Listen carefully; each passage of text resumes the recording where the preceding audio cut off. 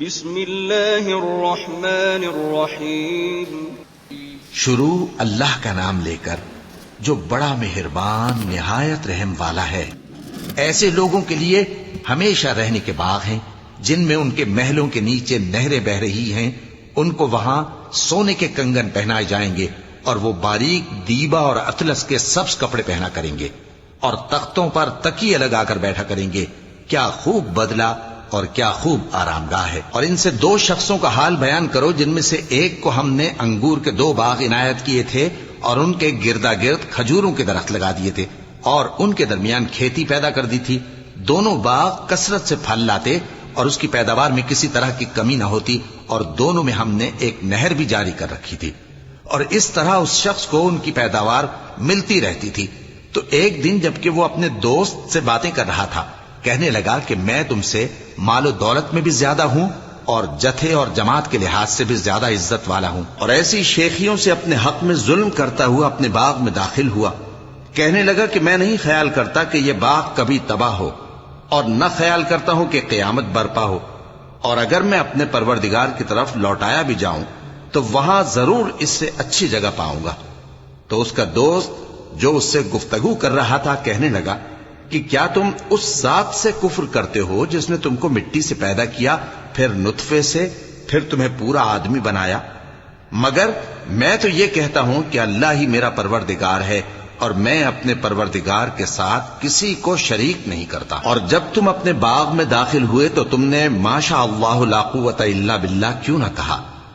اگر تم مجھے مال و اولاد میں اپنے سے کمتر دیکھتے ہو تو عجب نہیں کہ میرا پروردگار مجھے تمہارے باغ سے بہتر عطا فرمائے اور تمہارے اس باغ پر آسمان سے آفت بھیج دے تو وہ صاف میدان ہو جائے, یا اس باغ کی نہر کا پانی گہرائی میں اتر جائے تو پھر تم اسے تلاش نہ کر سکو, اور اس کے میووں کو عذاب نے آ گھیرا اور وہ اپنی چھتریوں پر گر کر رہ گیا.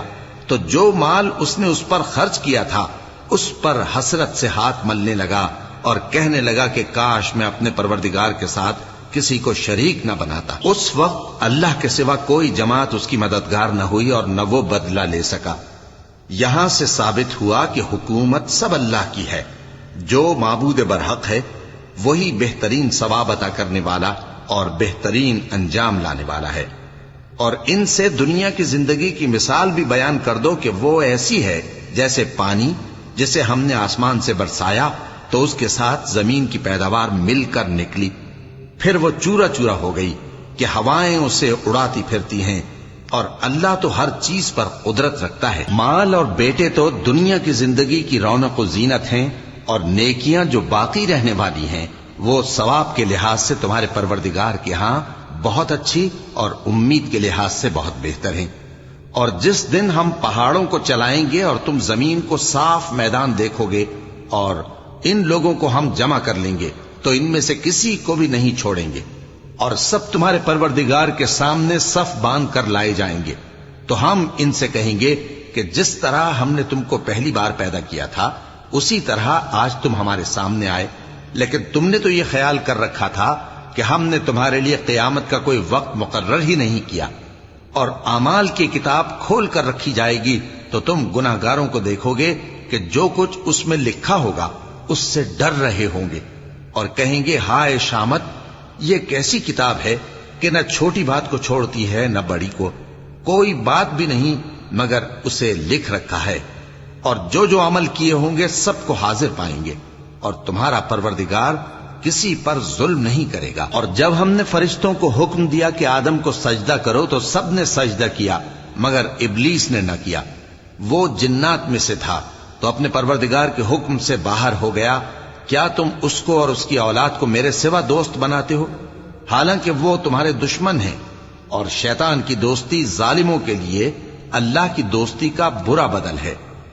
میں نے ان کو نہ تو آسمانوں اور زمین کی پیدا کرنے کے وقت بلایا تھا اور نہ خود ان کے پیدا کرنے کے وقت, اور میں ایسا نہ تھا کہ گمراہ کرنے والوں کو مددگار بناتا. اور جس دن اللہ فرمائے گا کہ اب میرے شریکوں کو جن کی نسبت تم معبود ہونے کا گمان رکھتے تھے بلاؤ, تو وہ ان کو بلائیں گے مگر وہ ان کو کچھ جواب نہ دیں گے, اور ہم ان کے درمیان ہلاکت کی ایک جگہ بنا دیں گے اور گناہگار لوگ دوزخ کو دیکھیں گے تو یقین کر لیں گے کہ وہ اس میں پڑنے والے ہیں اور اس سے بچنے کا کوئی راستہ نہ پائیں گے۔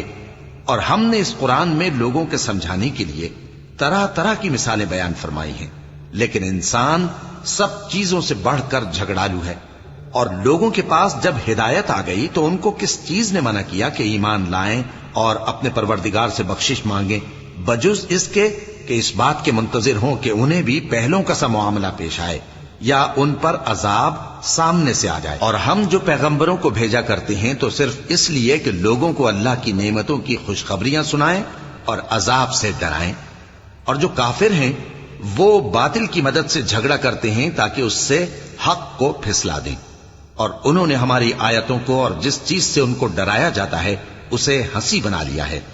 اور اس سے بڑھ کر ظالم کون، جس کو اس کے پروردگار کی آیات کے ذریعے سمجھایا گیا تو اس نے ان سے منہ پھیر لیا، اور جو اعمال وہ آگے کر چکا اس کو بھول گیا۔ ہم نے ان کے دلوں پر پردے ڈال دیے کہ اسے سمجھ نہ سکیں، اور کانوں میں ثقل پیدا کر دیا ہے کہ سن نہ سکیں، اور اگر تم ان کو رستے کی طرف بلاؤ تو کبھی رستے پر نہ آئیں گے، اور تمہارا پروردگار بخشنے والا صاحب رحمت ہے۔ اگر وہ ان کے کرتوتوں پر ان کو پکڑنے لگے تو ان پر جھٹ عذاب بھیج دے، مگر ان کے لیے ایک وقت مقرر کر رکھا ہے کہ اس کے عذاب سے کوئی پناہ کی جگہ نہ پائیں گے۔ اور یہ بستیاں جو ویران پڑی ہیں، جب انہوں نے کفر کر کے ظلم کیا تو ہم نے ان کو تباہ کر دیا، اور ان کی تباہی کے لیے ایک وقت مقرر کر دیا تھا